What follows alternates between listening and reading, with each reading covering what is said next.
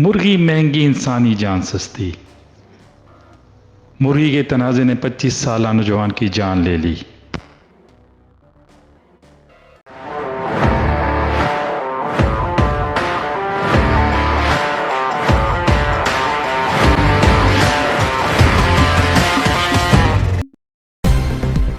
मुर्गी महंगी इंसानी जान सस्ती।